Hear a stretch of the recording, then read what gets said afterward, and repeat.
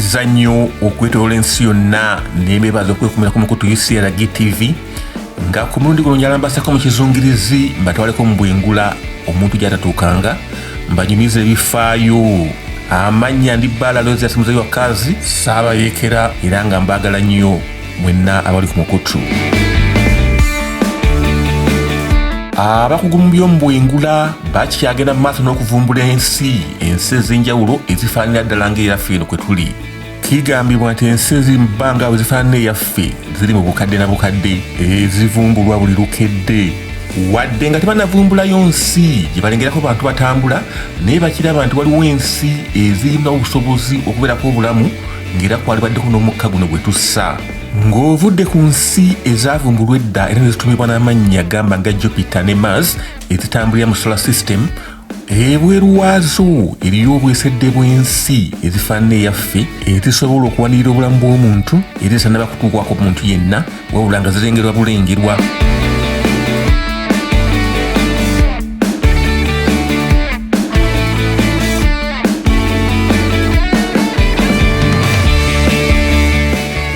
Kirowoozebwa okuba nti ekibangirizi kino mwe twetooloolera ekimanyiddwa nga Milky Way kirimu ensi ezikunuukiriza miliyoni 3 eziriko obulamu era ezisuubirwa nti abantu basobola okubeerako. Kepler Space Telescope eyamala emyaka 9 ng'enoonyereza yatuwa amawulire ago naye tugamba nti okusinziira ku byeyazuula nti ensi eziri mu bbanga awo eziriko ebigisobozesa okuwanirira obulamu nga mwe muli amazzi n'omukka gwe tussa ogumanyiddwa nga oxygen ziri bukadde na bukadde era nga kirowoozebwa nti ensi ezo buli emu oba zonna zirina enjuba ezaazo kwe zeebongera. Ekyo kitegeeza nti enjuba gye tulaba mu bbanga awo teri emu nnyingi nnyo naye nga kitugwana okuziraba zituli wala.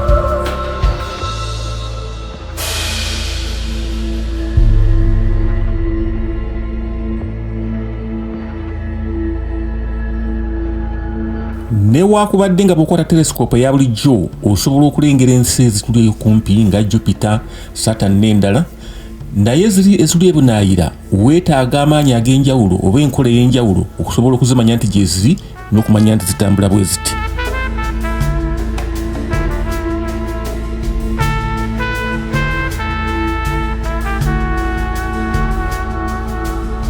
Abakugu nga bakozesa enkola eyo emanyiddwa nga transit method basobola okumanya obunene bw'emmunyeenye ne bamanya okwesula ku yeesudde enjuba yaayo n'okumanya oba weeri waliwo obulamu.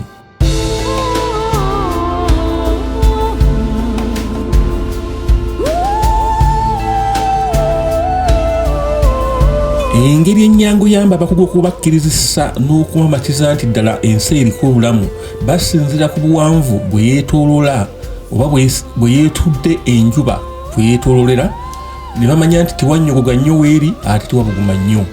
Okwo kugatta okubanga enjuba yaayo yeesigika nti eri mu kitundu kimu okugeza ng'enjuba yaffe eno kwe tuli ebalirirwa okuba nti emaze emyaka obuwumbi 4.5 nga tekyusekyuse.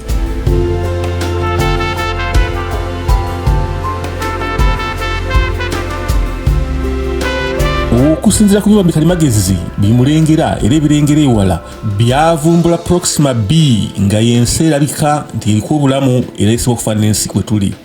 Newaakubadde nga Proxima B yeesinda okutuliraana woddukira emyaka 4.5 ng'oddukira ku misinde gy'ekitangaala okusobola okutuukayo. Gye buvuddeko katono satellite empya emanyiddwa nga Espresso yakizuula nti Proxima B esingako ensi kwe tuli ebitundu 17 ku buli 100 ng'era eriko ennyanja n'olukalu.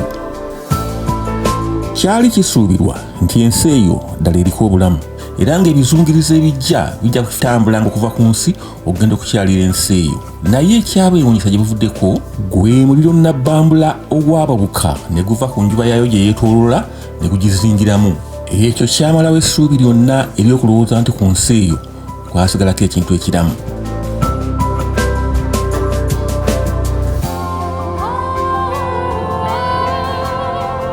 Newaakubadde ng'eryo essuubi lyakendera ku nsi eyo naye balina ensi endala eziddala 24 ezikakasibwa nti zirina obulamu obulungi ennyo kabe kasinga n'obusinga obuli ku nsi kuno nga zisobola okumeza ebimera nga bye tulina ku nsi kuno, emmere n'ebirala.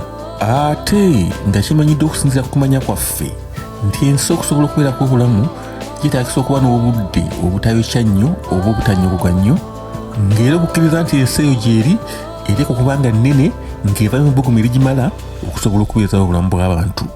Okwo gatteko amaanyi ag'enjawulo agamanyiddwa nga gravitational pull agamala aganaasobozesa ebitonde okuginywererako. Ensi zino 24 zalondebwamu okusinziira ku kuba nti ziri mu kifo ekyali kimanyiddwa nga habitable zone, nga zeetoloola enjuba ezaazo ezifaananako ddala n'eno yaffe gye tulina.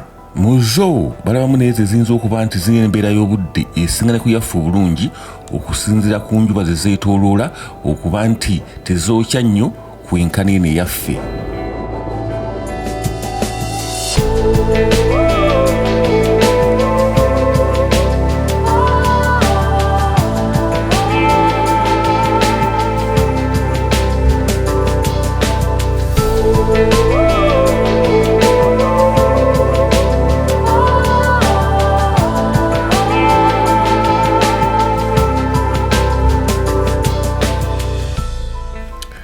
Ensi zino zetulengera ezifaanana eyaffe mulimu obwaguuga nga zisinga eyaffe obunene era nga kisuubirwa nti ziriko oxygen n'ebintu ebirala byetaagisa mu bulamu, naye nga gakyali malungu, tekuli muntu yenna era zikyali njereere.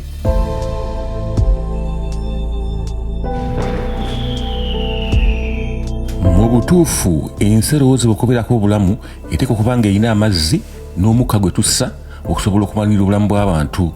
Ekyo ne kiba nga kirowoozesa abakugu nti okusinziira ku mbeera z'obudde ze balaba ku nsi ez'enjawulo, ezimu ezirabika nti zisingako okubuguma ku nsi yaffe kwe tuli, ng'ekyo kyaliwo okwo ku nsi yaffe eno emyaka miliyoni 359 egiyise, ensi yonna bwe yabeerera nga teriiko muzira.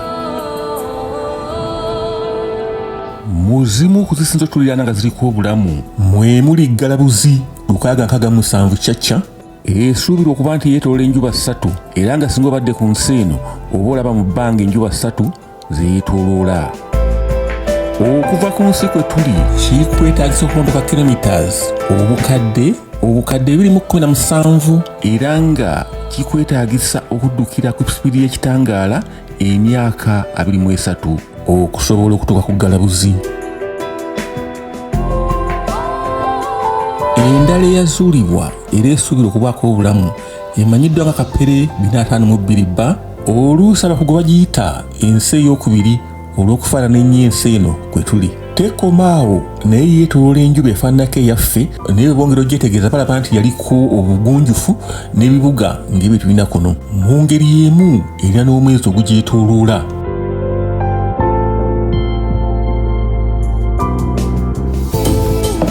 Naye waakubadde nga bakyayongera ogyetegereza tebannafunawo ngeri bamatiza nti ku nsi eyo kuliko oxygen, naye nga ekyo kijja kukyuka gye bujjako awo katono, ng'ennaku z'omwezi 31 Oktoba 2021 abakugu basuubira okusindika James Webb Space Telescope nga beeyambisa ekizungirizi Ariane 5 ajja otubuulira buli kalonda akwatagana n'ensi ezo.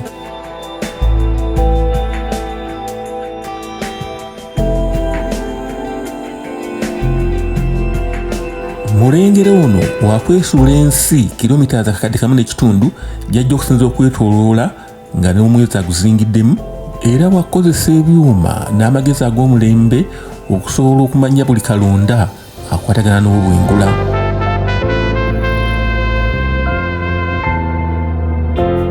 Mu bimu ku ebyo by'anaasobola okukola ebitali bya bulijjo mwe mulina okusobola okulengera ebunaayira n'amanya nti awo waalengedde waliwo oxygen, omukka gwe tussa, ogatteko n'okumanya nti waliwo n'ebiramu binnansangwawo.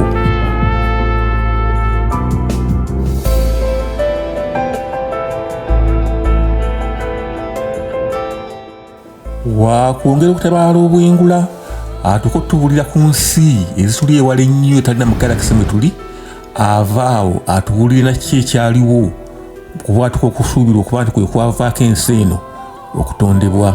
Abakugu bagamba nti olw'okubanga bakyetaaga okumanya ebisingawo ennyo ku bwengula, bakyalina okusindika bamulengera ab'enjawulo era abasingako kwaba amaanyi, era nga waliwo ebisuubirwa okusindikibwa ku nkomerero y'emyaka gy'abiri.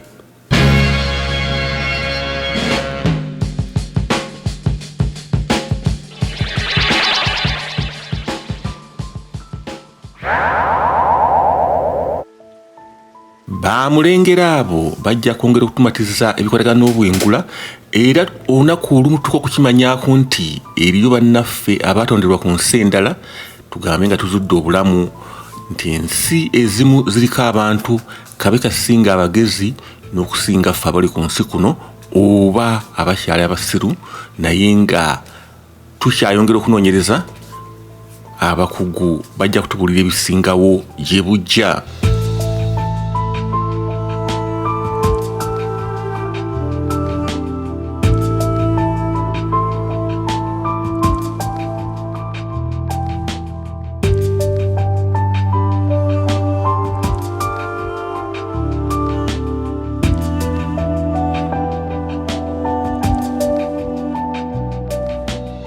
Program y'olwaleero katugikomye wano mbadde omuyeekera omukulu Baala Aloysius Muzeeyi wa Kazi ayeekerera wano ku nsi ne mu bwengula